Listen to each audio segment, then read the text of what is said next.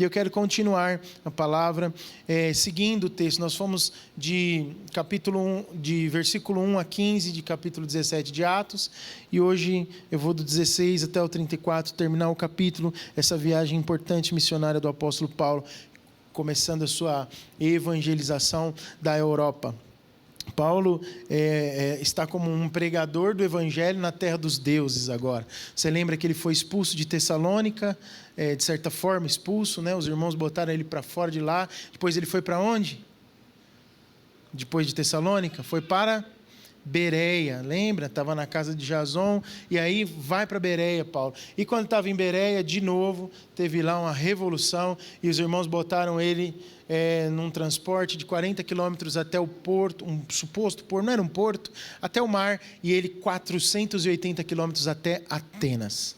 E aí Paulo chega em Atenas, e é aí que nós paramos, e é aqui que eu quero falar. Ele chega na capital intelectual do mundo, a terra dos grandes luminares do saber humano. Quem aqui nunca estudou mitologia grega, ou quem já estudou mitologia grega, vai lembrar de Sócrates, Platão, Aristóteles, Aristófanes, Eurípides, o inigualável escultor Fídias. Quem estudou aqui mitologia grega? Filosofia. Eu lembro que era uma matéria que eu gostava, mitologia grega. Tem uns nomes aqui que eu só sei de nome, né? Aristóteles, Aristófanes. Mas você sabe bem que lá foi o berço da intelectualidade humana. Eu trabalhei por um tempo, a empresa que eu trabalhava prestava serviços na Grécia. Interessante. Tive quase a oportunidade de morar na Grécia um tempo. E alguns amigos pessoais, muito amigos meus, que eu tenho em contato até hoje, moraram lá por 5 anos. E era comum eles dizerem uma coisa: é impressionante como os gregos se acham os donos do saber do mundo. Porque tudo que você fala, eles falam, essa palavra vem do grego.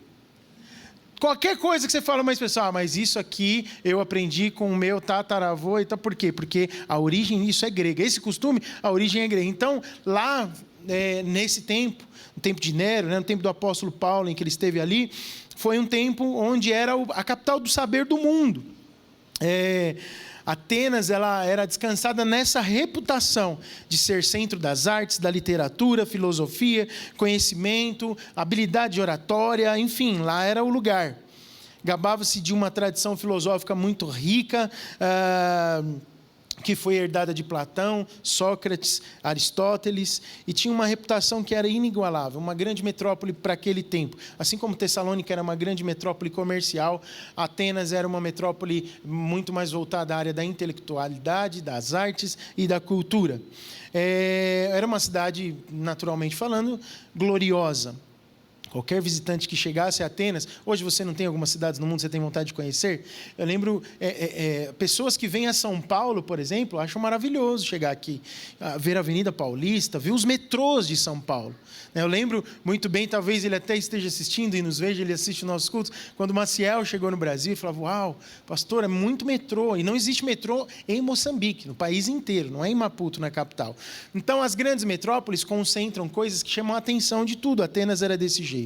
Chamam a atenção das pessoas vão visitar só para ver.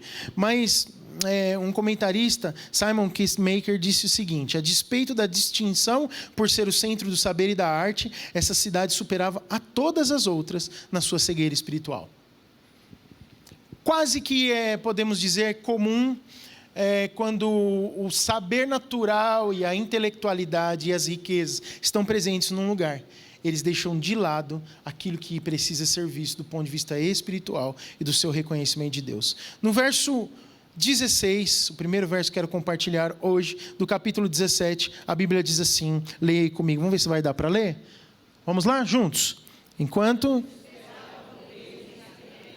Paulo ficou profundamente indignado ao ver que a cidade estava cheia de ídolos. O apóstolo Paulo, então, ele começa, mesmo pressionado pelas adversidades que se seguiam na vida dele naquele momento, ele era um pregador atento, ele era observador, ele não perdia as suas oportunidades. E ele buscava sempre as conexões importantes para apresentar a mensagem de forma fiel, de forma relevante e de forma impactante.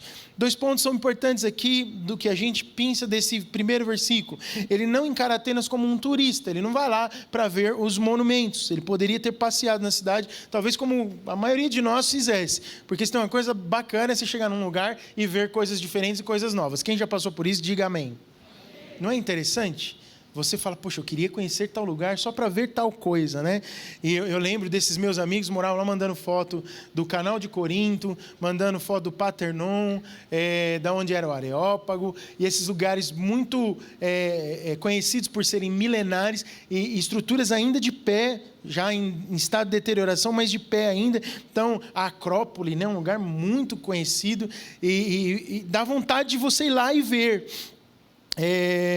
E Paulo não tinha essa perspectiva apenas. Obviamente, ele estava lá como homem, mas ele não estava ali para ser um turista, né? Ele observa, e ao chegar em Atenas, o objetivo dele não é necessariamente ver as atrações que aquela cidade poderia oferecer, mas ele está ali para ganhar almas, ele tem um propósito, o objetivo dele é claro, ele não se desvia do seu propósito. Outra coisa é que ele encara Atenas como um pregador que se posiciona, se revolta. A palavra que está aqui no texto é indigna, contra a idolatria. A idolatria muito flagrante na cidade naquele tempo, numa cidade muito cultural e progressista, normalmente se tem muita idolatria. E eu quero pegar bem esse ponto com você e você perceber junto comigo. Howard Marshall diz que nessa cidade intelectual que Paulo encontra a mais aguda crônica de ignorância espiritual que ele já tinha se deparado. Então era uma crônica de idolatria, narrações idólatras, templos, estátuas, ídolos, formas de culto, gente, uma coisa pesada de idolatria. Não sei se você já se deparou num lugar assim, onde a idolatria pesa. A palavra kateidolos, do grego, só aparece aqui no Novo Testamento. A tradução indica o quê? Que não era apenas cheia de ídolos, mas era sob os ídolos. Interessante que ele usa que a cidade estava debaixo, a cidade estava sufocada, esse é o sentido, por ídolos. O que Paulo viu, então, foi uma floresta de imagens. Historiadores estimam que havia, no tempo de Nero, em Atenas somente, Atenas que é uma cidade, a capital da Grécia, há aproximadamente 30 mil estátuas públicas. Consegue imaginar uma cidade assim? 30 mil estátuas públicas. Havia mais deuses em Atenas do que em todo o restante do país, do que em toda a Grécia. Tinham muitos templos, santuários, estátuas, altares. No Paternon se encontrava uma imensa estátua de Atena, feita de ouro e mármore. Imagina uma estátua feita de ouro e mármore. Então, tinha lá a sua beleza. Quando você vê uma grande estátua assim, tem lá a sua beleza. E idolatria, no seu último sentido, é a tentativa de confinar Deus, limitando Deus a um espaço imposto pelo próprio homem. Isso causou indignação em Paulo. Quando Deus, que é o Criador do universo, que criou todas as coisas, não pode ser confinado em lugar nenhum, quanto mais numa estátua feita por mãos de homens. Não é possível domesticar Deus, tornando Deus dependente do homem, domando Deus, mimando Deus, quando Ele é quem é mantenedor da vida humana. Deus é o Criador de todas as coisas. Então a idolatria por si só, ela é uma irracionalidade. Deus é governador das nações. Então Paulo percebe logo de cara, a gente vê aqui, ele não chega como um turista, mas ele percebe claramente essa idolatria. O que ele sentiu, ainda no verso 1, não apenas os olhos, mas o coração de Paulo era um coração que percebia o ambiente onde ele estava, e ele estava disposto a perceber tudo que estava acontecendo ali também em Atenas. Lucas registrou isso, né? O seu espírito, numa outra tradução, ao invés de indignação, está aqui, se revoltava ao ver a cena que ele via. O verbo grego para revolta, e no caso paroxino. de onde vem a palavra paroxismo, que tem que conotação? Se refere a um ataque epilético, mas não de descontrole. Significava também irritar, provocar, causar ira. O termo que ele usou, olha, isso me causa ira, me irrita, me deixa incomodado. É como se me desse tremedeira de ver a situação. Olha a ênfase que o apóstolo Paulo está dando sobre a cena que ele está vendo. E demonstrando aí o seu sentimento a respeito do que ele estava vendo. Quando você olha o Velho Testamento, um verbo muito similar a esse era usado quando se falava de idolatria e quando Deus ordenou ao povo que não fosse idólatra. Paulo, então, provocado por essa ira, que provocou, pela mesma razão, ira no coração de Deus com relação à idolatria, ele fala e se posiciona claramente, esse era o sentimento dele. John Stott diz o seguinte: nosso Deus tem direito exclusivo à nossa fidelidade e sente ciúmes quando transferimos para outra pessoa ou coisa a nossa devoção. Olha só, o Senhor tem ciúmes de nós. A gente canta isso, né?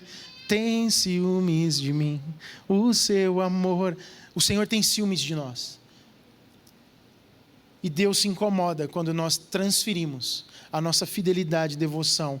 Quando o ser humano, aquele que foi criado para ser sua imagem e semelhança, transfere a sua devoção para algo que não é Deus, para algo que disparadamente está distante de ser Deus. Um ídolo, né? Eu quero pontuar aqui isso. É um substituto de Deus. E qualquer pessoa ou coisa que ocupe o lugar de Deus deveria deixar de ocupar na nossa vida. Muitas coisas podem ser ídolos para nós. A avareza é idolatria. As ideologias podem ser idolatrias na vida dos homens. Assim como a fama, a riqueza, o poder, o sexo, a comida, o álcool, as drogas, os pais, as nossas esposas e maridos, os filhos, os amigos, o trabalho, o lazer, a televisão, as mídias em geral, as propriedades, as posses que você tenha, até a igreja, até a religião, até o culto cristão pode se tornar ídolos no nosso coração. Isso incomodava o apóstolo de Cristo, o apóstolo da graça, o apóstolo Paulo. Os ídolos, eles parecem particularmente dominantes em grandes metrópoles, em grandes cidades. Cidades como a nossa, o mundo atual, são terreno fértil para o surgimento de ídolos. Jesus, ele chorou por causa de Jerusalém, porque ele via que ela estava num rumo errado. Paulo se indignou e se revoltou com a idolatria em Atenas. Será que você e eu vemos alguma coisa nesse sentido nos tempos atuais que causa no nosso coração algum tipo de sentimento que defenda a sua fé, que defenda o Evangelho e que mostre a sua fidelidade a Cristo Jesus? O que Paulo faz então, irmãos? Nós vimos que ele viu algo, ele sentiu algo e isso está expresso na palavra de Deus. O que ele faz? Eu quero ler com você os versos 17 até 21. Vamos ler juntos? Por isso, discutia na sinagoga com os judeus e com os gregos tementes a Deus, bem como na praça principal todos os dias com aqueles que por ali se encontravam. Alguns filósofos epicureus e estoicos começaram a discutir com ele. Alguns perguntavam: o que está tentando dizer esse tagarela? Outros diziam: parece que ele está anunciando deuses estrangeiros, pois Paulo estava pregando as boas novas a respeito de Jesus e da ressurreição. Diga comigo: a respeito de Jesus e da ressurreição. Esse foi o final do verso 18. Verso 19. Então o levaram a uma reunião do Areópago, onde lhe perguntaram: podemos saber que novo ensino é esse que você está anunciando? Você está nos apresentando algumas ideias estranhas e queremos saber o que elas significam. Todos os atenienses e estrangeiros que ali viviam, não cuidavam de outra coisa senão falar ou ouvir das últimas novidades. Então esse lugar, o Areópago, mas também a Ágora, que é traduzido aqui na linguagem de hoje, NVI, como praça, a praça central da cidade, era um lugar de discussão, um lugar intelectual, um lugar onde as pessoas têm uma mente aberta para a cultura e para a literatura e para os ensinos. Eles querem sempre discutir a modernidade. Parece com alguma coisa que a gente vive nos dias atuais, nas nossas cidades, nas principais cidades. As pessoas estão sempre querendo discutir ideias, falar algumas coisas, e no meio disso nascem as heresias, nascem as idolatrias, nascem as coisas que se opõem frontalmente ao nosso Deus. Paulo não era só um observador contemplativo. O que ele sentiu, por ter visto o que ele viu, o posicionou a fazer alguma coisa. E eu quero começar a falar desse posicionamento dele, baseado nesses versículos que acabamos de ler. Primeiro, ele tem uma reação negativa, ele fica revoltado, como a gente já viu. Depois, a reação dele é positiva. Ele aceita o convite para ir lá no Areópago para falar, ele aproveita para testemunhar. Então, a reação negativa inicial é a reação natural de quem ama Jesus, de quem entendeu o propósito de Deus, de quem sabe o real significado do Evangelho e como vê as pessoas se perdendo. Mas isso também abre espaço para alguém que, cheio do Espírito Santo, decide fazer algo por alguém que está se perdendo e testemunhar do amor de Deus. Nós podemos ver muitas coisas, mas a postura que nós assumimos, de acordo com o que vimos, é que vai dizer se cumpriremos ou não o propósito de Deus. Então nós não somos aqueles que simplesmente assistem de camarote e fazemos críticas pontuais, dentro, fora da igreja, na sociedade, seja onde for. Nós temos um coração aberto para testemunhar a graça de Deus, o próprio Jesus, para quem nós estamos vendo que está se perdendo. Não importa aonde o Senhor nos coloque, nós temos o coração aberto para testemunhar Jesus. E o testemunho de Jesus, através da nossa vida, vai salvar alguns. Não salvaremos o mundo inteiro, mas o Senhor nos levantou, o Senhor nos escolheu, mais do que isso, nos privilegiou, dando acesso a uma informação, a uma mensagem que ainda está obscura e oculta a muitas pessoas. Deus nos chamou, glória a Deus. Então ele teve essa reação positiva de testemunhar. Um parênteses rápido, ontem na célula, conversando, o Pedro comentou uma coisa que ele viu, uma notícia essa semana, de dos Himalaias, né? Um rapaz que era recluso, escondido pelo pai a vida inteira. Não sei quantos anos ele tinha. Já é um jovem, né? Já é um jovem. Ele não sabia que existia mundo. Não sabia que existia nada. Quando eu paro e penso nisso, eu lembro dos relatos que eu ouvi de Coreia do Norte, por exemplo. Grande parte da população que não tem acesso à internet, à comunicação, a nada, não sabe o que está acontecendo. Quando a gente fala aqui de alcançar povos que nunca ouviram falar do amor de Deus, irmãos, a verdade do Evangelho está oculta a muitas pessoas. E nós precisamos ser uma igreja relevante nesse tempo. Deus precisa levantar ao menos 1 ou 2 Paulos no nosso meio, que tenha disposição de entrar num barco a velas e aonde Deus mandar, porque ao redor do mundo ainda tem muita necessidade. E eu creio que nós somos um canal de Deus, somos um farol para o mundo e temos disposição de testemunhar Jesus, primeiro aqui em Jerusalém, mas nós vamos a Samaria, a Judeia e nós vamos aos confins da terra com a mensagem do Evangelho que nos foi dada. Você já tem ido. Eu e você já temos ido, nós temos dado suporte, nós temos abençoado, temos ofertado, temos feito coisas que têm sido relevantes. Tem gente lá na Índia recebendo uma porção do Evangelho, porque você tem dado suporte a alguém que já está com os pés lá. Por favor, não desista, só intensifique isso. Outra coisa que Paulo faz, 3 grupos são o alvo do seu testemunho, e aí a gente leu nesses textos aí, judeus, o povo em geral e os filósofos gregos. Paulo, ele disserta nas sinagogas, como ele já vinha fazendo nas cidades anteriores, então ele vai aos sábados lá, mas todos os dias ele vai na praça, todos os dias ele vai nessa ágora mencionada aí, que era o centro de negócios e atividades cívicas.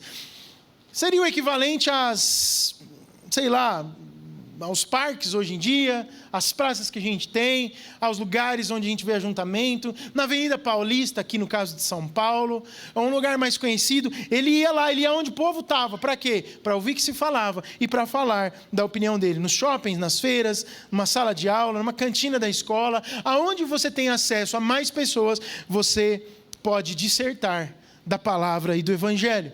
E ele começa também, por causa de ser conhecido, de falar nesses lugares, a ser convidado. Ele foi convidado para ir ao Areópago. Os filósofos mencionados no texto, epicureus e estoicos. Não se assuste com essas palavras. Eu vejo que os irmãos líderes de célula ficam olhando para mim assim. como é que nós vamos compartilhar na edificação dos epicureus e dos estoicos, né? Mas fica tranquilo, a essência da coisa aqui é como é que nós nos posicionamos. Os epicureus e os estoicos era a realidade de Paulo. Mas você vai ver que tem alguns deles parecidos no nosso tempo hoje. Peça ao Espírito Santo que fale com você e te encaixe. Você está encaixado numa sociedade para fazer a diferença. Quem eram, né? Esses. Eles se reuniam primeiro, vamos falar de onde eles estavam. No Areópago, que significa a colina dos Ares, né? Ares era o deus da guerra dos gregos e o deus de Marte dos romanos. Então o local era também chamado de Colina de Marte, lá na Grécia. Esta colina dava vista para a praça principal, ficava na frente do Paternon. Um concílio, então, se reunia no Areópago, aproximadamente 30 pessoas, e esse lugar, além de um lugar de discutir coisas importantes, as novidades, era um lugar como um tribunal, onde eram julgados crimes, onde as pessoas discutiam questões importantes da sociedade. Então, ali estavam um grupo seleto de pessoas. Estava um grupo de pensadores intelectuais, porque eles também eram juízes. Eles intervinham nos casos de moral pública na sociedade daquele tempo. O apóstolo Paulo é convidado para falar ali. Você imagina se ele tinha ou não um gabarito para chegar numa cidade e falar do amor de Deus. Por isso que eu não canso de dizer que você se preparar, estudar, se desenvolver o máximo que você puder dentro das oportunidades que Deus te der, nunca vai ser demais. Porque um dia você vai ser usado naquilo que Deus capacitou você. Paulo, como perseguidor dos cristãos, estudioso, intelectual, inteligente, perseguindo um crente em Jerusalém ainda, ele nunca imaginava que um dia estaria no Areópago defendendo o Evangelho de Cristo, porque o Senhor, ao longo da sua vida, usou tudo aquilo que foi colocando e abastecendo dentro dele, para que ele pudesse, com ousadia, mas acima de tudo com poder do alto, falar no meio de intelectuais. Será que tem gente aqui que tem disposição de pagar o preço que for, de abrir o seu coração, de penetrar nas profundezas da palavra, de compreender as questões, de estudar tudo o que for possível para você e um dia usar tudo isso em favor do Evangelho de Cristo Jesus?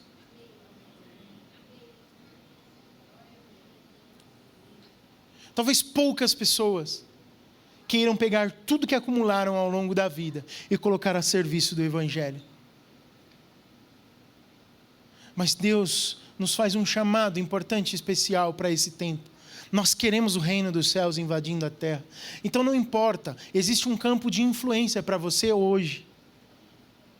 Eu não tenho a mínima condição de chegar num Areópago dos tempos de Paulo, para discutir filosofia e conseguir colocar a visão do Evangelho. Me falta, talvez,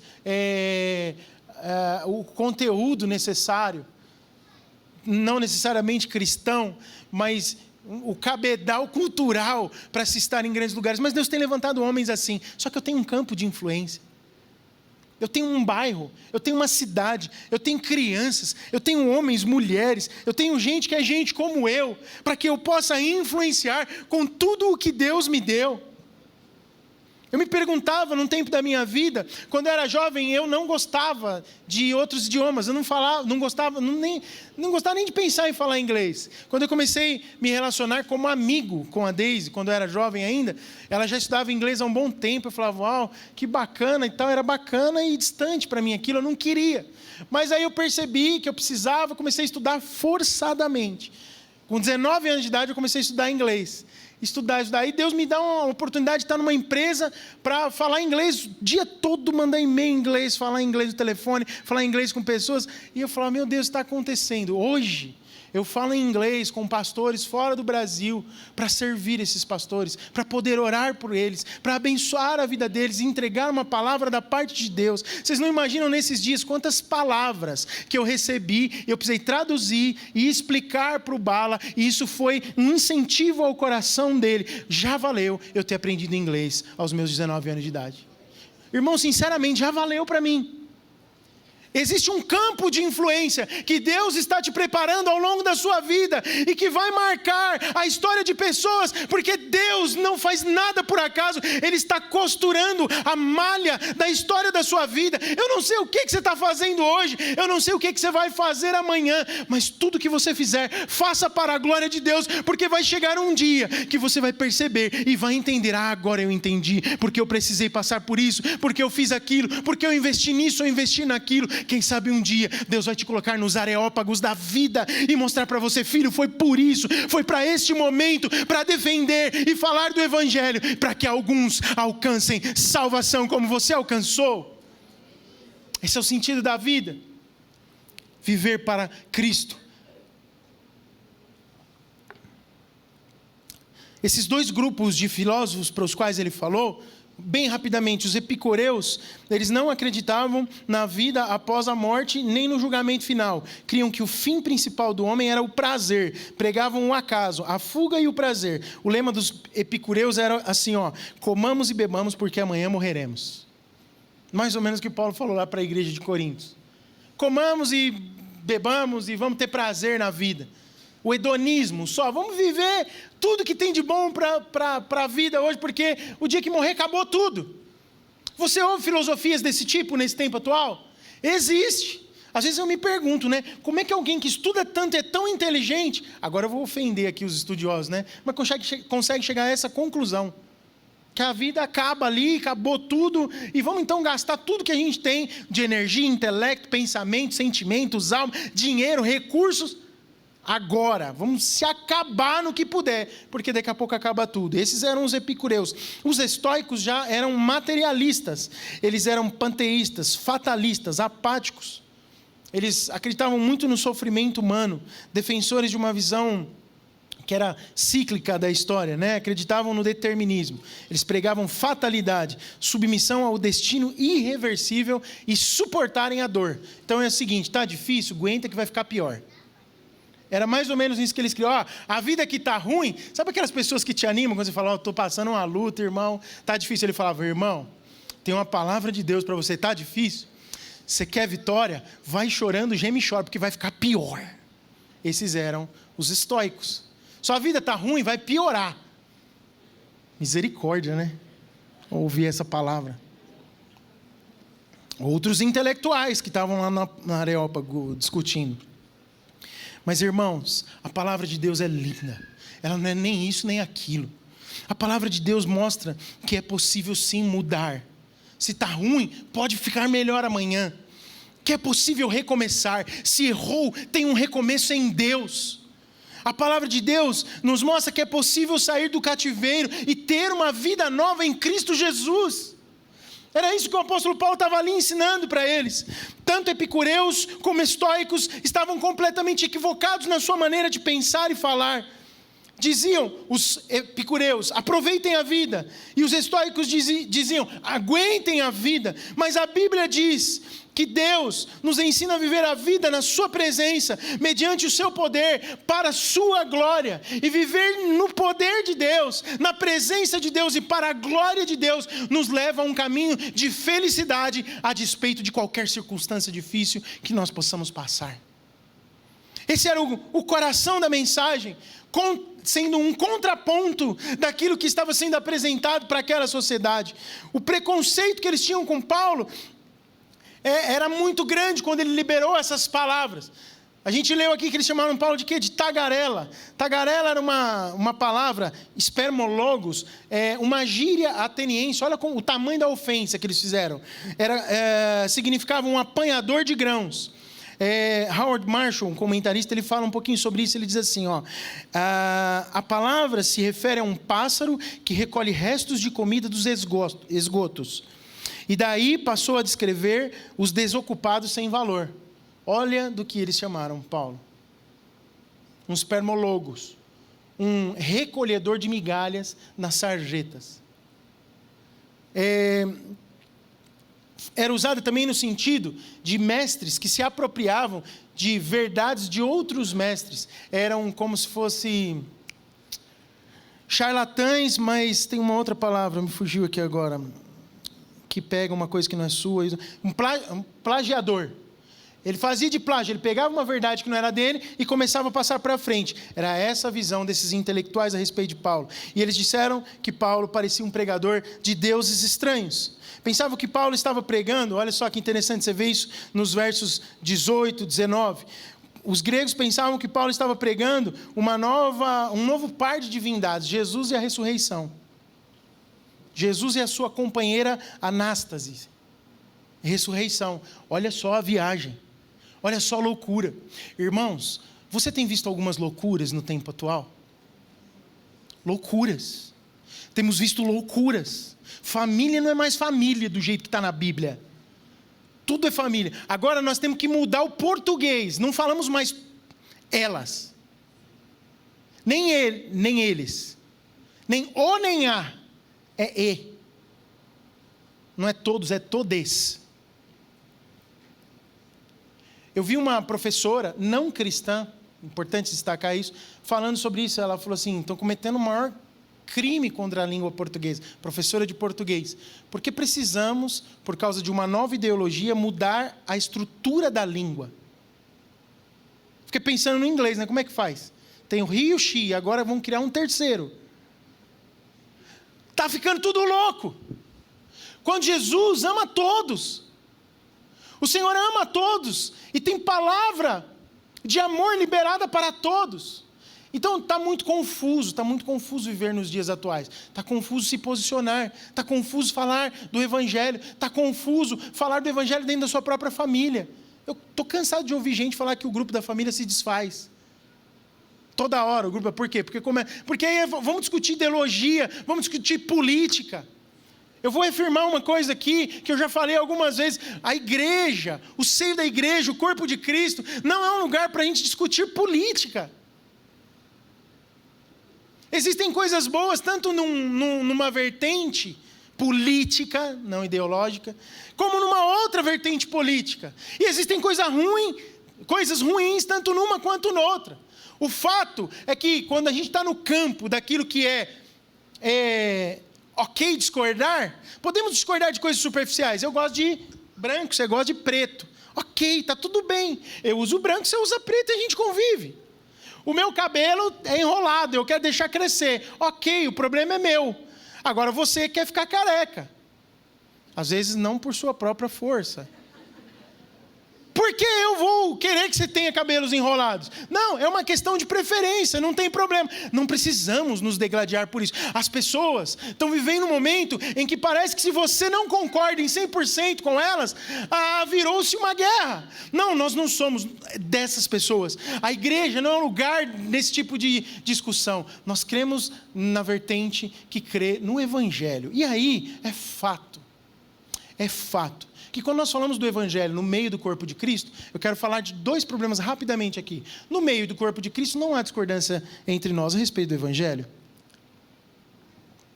Por exemplo, nós, porque cremos no Evangelho, não cremos que devemos apoiar o adultério ou a fornicação. Sim ou não? Sim ou não, irmãos? Sim, então não vamos ter demanda aqui, mas vamos ter demanda lá fora. Então lá fora a gente tem que ser posicionado sobre isso. Nós não cremos, por causa da Bíblia, no casamento entre duas pessoas do mesmo sexo. Então nós teremos problema de discutir isso na vida da igreja? Não devemos ter. Mas lá fora nós teremos muita demanda com isso.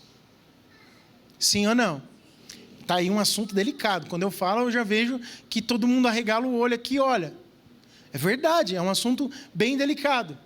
Mas isso nos faz excluir qualquer pessoa que pense diferente de nós? Não, nós precisamos amar.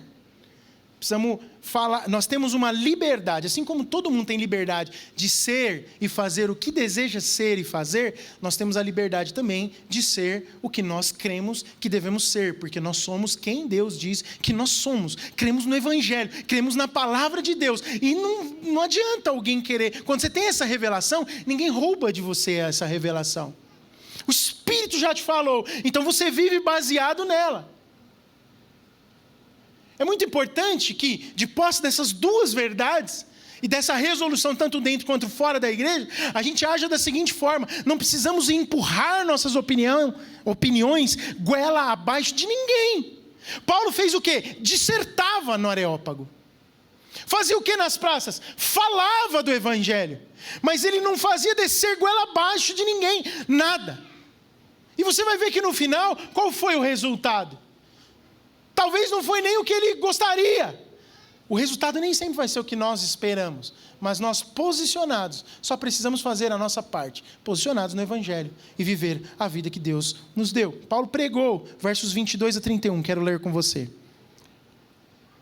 O que ele pregou? Então Paulo levantou-se na reunião do Areópago e disse, olha só a pregação: atenienses, vejo que em todos os aspectos vocês são muito religiosos, pois andando pela cidade, observei cuidadosamente seus objetos de culto e encontrei até um altar com a inscrição ao Deus desconhecido. Dá uma pausa aqui, você vê que ele capta a atenção do seu interlocutor. Ele não fala assim, vocês estão tudo errado. Ele fala assim, eu vejo que vocês são até bem religiosos. Inclusive tem um altar lá ao Deus desconhecido. Olha a sabedoria. Ora, o que vocês adoram, apesar de não conhecerem, eu lhes anuncio. Aquilo então que é desconhecido para vocês, eu vim aqui para mostrar. Que coisa preciosa. E ele continua. O Deus que fez o mundo e tudo que nele há, é o Senhor do céu e da terra, e não habita em santuários feitos por mãos humanas. Ele não é servido por mãos de homens, como se necessitasse de algo, porque Ele mesmo dá a todos a vida, o fôlego e as demais coisas. De um só fez Ele todos os povos para que povoassem toda a terra, tendo determinado os tempos anteriormente estabelecidos e os lugares exatos em que deveriam habitar. Deus fez isso para que os homens o buscassem e talvez, tateando, pudessem encontrá-lo, embora não esteja longe de cada um de nós. Olha o que ele fala para eles: Deus não está longe de cada um de nós, de vocês. Embora tateando, vocês estão tentando procurá-lo. Pois nele vivemos, nos movemos e existimos, como disseram alguns dos poetas de vocês, ou dos seus pensadores. Também somos descendência dele. Assim, visto que somos descendência de Deus, não devemos pensar que a divindade é semelhante a uma escultura de ouro, prata ou pedra, feita pela arte e imaginação do homem. No passado Deus não levou em conta essa ignorância, mas agora ordena que todos, em todo lugar, se arrependam, pois estabeleceu um dia em que há de julgar o mundo com justiça, por meio do homem que designou, e deu provas disso a todos, ressuscitando dentre os mortos. Quem vai ser o juiz? Jesus. Ele está falando, qual foi a prova que Deus deu de que um dia todos seriam julgados por aquilo que creem? A prova foi a ressurreição desse Jesus que eu estou pregando para vocês. A partir do altar desconhecido, Paulo anuncia aos atenienses religiosos o Deus vivo, que eles não tinham experiência. Paulo começou seu discurso com esse elogio. O discurso de Paulo, ele fala algumas coisas importantes. Primeiro, que Deus é Senhor do mundo, não precisa de templo, nem de um culto humano. Segundo, que o homem é a criação de Deus, que o homem precisa de Deus, os versos 26 e 27. Depois ele fala que há relacionamento entre Deus e o homem. Existe uma possibilidade de relacionamento que Deus deseja. E a idolatria, portanto, é um absurdo, uma estultícia.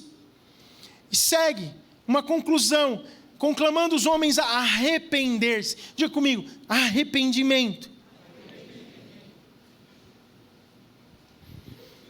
Se você olha para a mensagem de Paulo, ele está dizendo algumas coisas importantes e fundamentais. Ele começa e ele fala da grandeza de Deus. Ele diz, Deus é o Criador.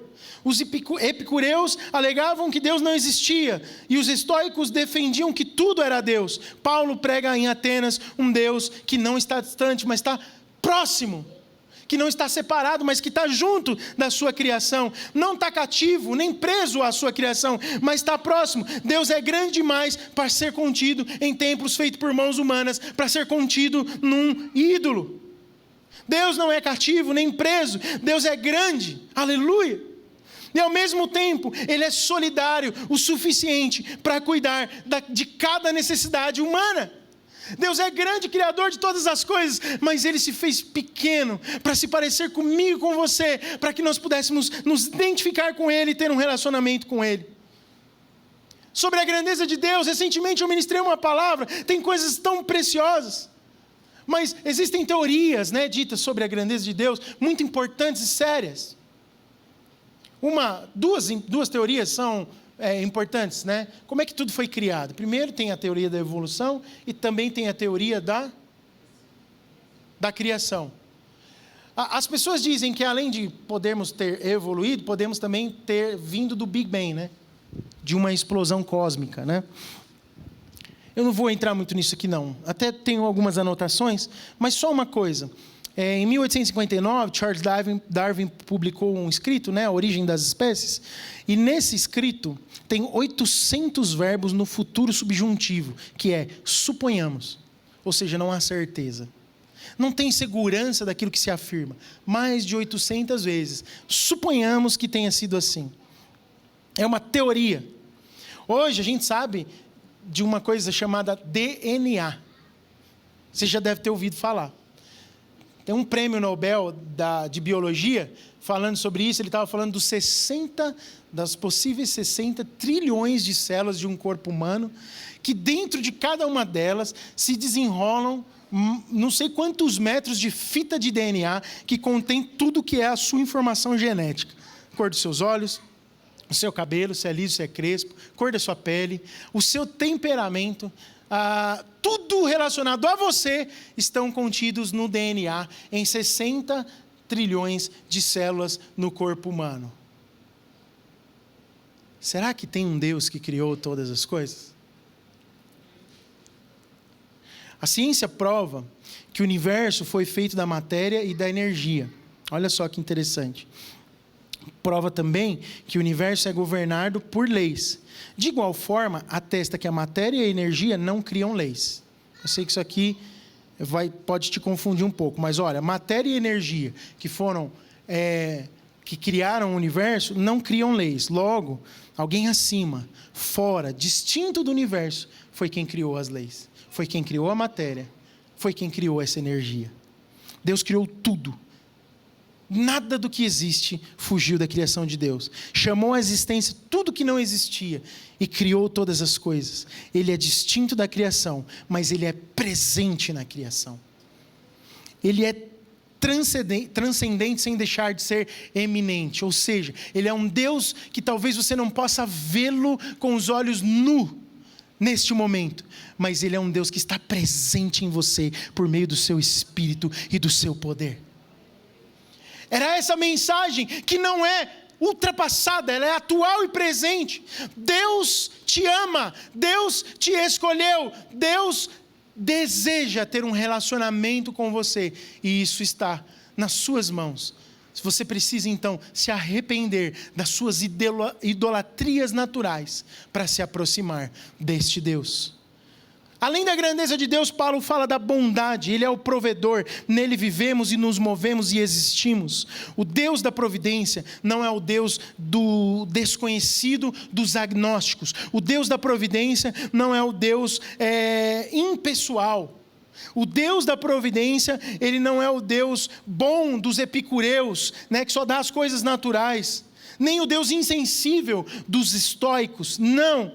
O Deus da providência não é o Deus mudo, surdo, de imagens de esculturas, belas muitas vezes, esculpidas em ouro e em pedras preciosas, mas que não tem poder nenhum para falar, não. O Deus soberano da criação, que ressuscitou Jesus dos mortos, que é pregado por aqueles que creem no seu nome, é o Deus que, apesar de enorme, grande, criador de todas as coisas, decidiu se relacionar comigo e com você, e te tirar de um caminho de morte, do caminho do inferno, do destino final que era a morte eterna, e te colocar num trilho que leva para a vida eterna, por meio de uma coisa: o arrependimento dos teus pecados e a confissão de Jesus como Salvador, que vai te levar para uma eternidade de vida, paz, alegria, onde o choro não existirá, não haverá lágrimas, e você poderá ser pleno como Ele é. Este é o Deus que Paulo estava pregando, e este é o Deus que nós cremos e devemos pregar nos dias de hoje. Ele fala do governo de Deus e da sua soberania. Deus não é uma divindade distante. Deus não levou em conta os tempos da ignorância. E ele fala, o arrependimento é uma exigência imperativa para todos. Diga, para todos. Envolve razão, emoção, sua vontade. Mas todos os seres humanos, sem exceção. O arrependimento também deve ser exercitado em todas as nações. Numa mesma linha, John Stott diz o seguinte, olha só. O juízo será universal, diga comigo, universal. Deus vai julgar o mundo, os vivos, os mortos, os grandes, os pequenos, todos serão incluídos, ninguém vai escapar. O juízo será justo, diga comigo, justo. Deus há de julgar com justiça. Todos os segredos vão ser revelados. Não vai ter possibilidade de erro judicial. Deus não erra. Diga isso comigo, você crê nele? Deus não erra. Deus não erra. O juízo está definido, pois o dia já foi marcado. E aí está no texto que lemos. Já sabemos quem é juiz, é o próprio Senhor Jesus. Deus já nomeou o juiz e determinou o julgamento. As nações vão ser julgadas por ele. Irmãos, a gente vive no tempo da graça, de receber a graça de Deus e receber salvação. Um dia seremos julgados. Mas nós não podemos esconder, não podemos. John Stott escreveu isso também. Nós não podemos pregar a salvação antes de mostrar que tem um juízo. Um dia todo mundo vai ser julgado. Então, não faz sentido você pregar a salvação em Cristo Jesus. Do quê? De quê? Para quê? Do que eu tenho que me arrepender? Por que eu tenho que me posicionar nisso que você está falando? Por quê? Porque um dia todos serão julgados. O Cristo que morreu e ressuscitou, um dia julgará as nações, julgará todos, será um julgamento para todos. E crer nele, e viver para ele, e ser dele, te faz alguém, aleluia, inserido no plano de salvação, que te livra da morte eterna. Quantos aqui desejam estar eternamente salvos com o Senhor? Digam amém. Estou caminhando para o final. Meu Deus. Leia aí comigo os versos 32 e 34. Quando ouviram sobre a ressurreição dos mortos, alguns deles zombaram, e outros disseram, a esse respeito nós o ouviremos outra vez. Com isso, Paulo retirou-se do meio deles. Alguns homens ajuntaram-se a ele e creram. Entre eles estava Dionísio, que era membro do Areópago, um dos intelectuais, e também uma mulher chamada Dâmaris, e outros com eles. Qual foi o resultado da pregação de Paulo? E eu concluo aqui. Primeiro, alguns primeiro escarneceram, certo? Alguns escarneceram, é como diz o texto, ouviram sobre a ressurreição dos mortos, e alguns deles zombaram. Ah, isso é balela. Esse tagarela está falando bobagem de novo. Na cidade de intelectualidade elevada, houve zombaria a respeito do Evangelho de Cristo Jesus. Irmãos, tem coisa que a gente fala sobre o Evangelho hoje, que se você bobear, você se sente envergonhado na roda. As minorias, escreve o que eu estou te falando hoje, um dia você vai lembrar disso. As minorias de hoje serão maiorias de amanhã e vão encurralar aqueles que professam o Evangelho. Nós já temos visto isso nas empresas, nas escolas e na sociedade. Mas a opressão intelectual desse tempo não pode frear, ou mais do que isso, fazer-nos vacilar naquilo que cremos e que recebemos do Senhor. Nada, nenhuma ideologia nova, contrária ao Evangelho, pode me impedir de ter acesso a tudo que eu já recebi, como herança do meu Pai Celestial, por meio de Cristo Jesus, para toda a eternidade. Tem algo de Deus reservado para aqueles que creem em Cristo Jesus. Sobre isso, faça como o apóstolo Paulo, que simplesmente retirou-se. Ele não se preocupou em empurrar goela abaixo. Ele, de uma maneira, eu imagino, bastante culta, inclusive, pregou o Evangelho. E quem fez a obra foi o Espírito Santo. Outros adiaram a decisão, não escarneceram, mas deixaram, olha, não vou mexer com isso agora. É assim que acontece. Talvez tem gente me ouvindo agora e pensando sobre isso, e eu sei que o Espírito Santo está falando com você, aqui ou online. E talvez você não quer mexer muito com essas coisas agora. Mas fique atento, porque o tempo é curto. O tempo urge. Jesus pode não voltar amanhã, mas talvez eu possa não existir amanhã. Sou hoje, já posso não ser amanhã. Isso pode acontecer com qualquer um de nós. Portanto, não dê de ombros. Arrependa-se. Arrependa-se da sua idolatria pessoal. E abrace a graça de Deus em Cristo Jesus. Mas alguns creram. Alguns creram. Dionísio e Dâmaris. Alguns foram salvos. Um intelectual mencionado na Bíblia. Dâmaris, uma mulher. Estava conversando com a Deise, curiosamente ela estudou um pouco. Tem um livro sobre essa mulher, que é pouquíssimo falado. Mas há algumas suposições sobre ela. Mas ela era alguém que supostamente tinha bastante recurso financeiro também, mas parece que a profissão dela principal era como uma prostituta de luxo dos intelectuais gregos. Então esse era o meio de vida dela. Mas ela, na pregação de Paulo, começa a seguir Jesus, porque ela ouviu a verdade do Evangelho. Irmãos, se Deus te escolheu, uma hora a verdade do Evangelho te encontra de um jeito que não importa qual é a sua prática, qual é a sua vida, no que você acredita, no que você faz. A verdade do Evangelho é descortinada e você começa a perceber o plano de Deus para a sua vida. Aconteceu isso com Dionísio, aquele intelectual também. Eu não sei qual é a sua condição hoje, mas eu sei que você, tanto você que tem carência de perceber a realidade do Evangelho, como você que já o conhece e tem carência de saber como falar dele, esse é um tempo que Deus nos chama para nos posicionarmos. Eu não tenho todas as respostas. Talvez em algumas situações das quais você se encontre, eu também não saberia me virar e saber o que dizer, falar o que necessariamente precisaria ser falado. Mas nós temos um Deus, Criador de todas as coisas, que vai nos dar sabedoria para, em tempo e em fora de tempo, todos os dias nessa geração, não abandonarmos a fidelidade ao Evangelho de Cristo Jesus e falar ele com intrepidez, com poder, porque eu sei que existem pessoas que serão salvas por meio da proclamação do Evangelho dos santos em Cristo Jesus, eu e você. Amém? Feche os seus olhos aí no seu lugar, sentado mesmo.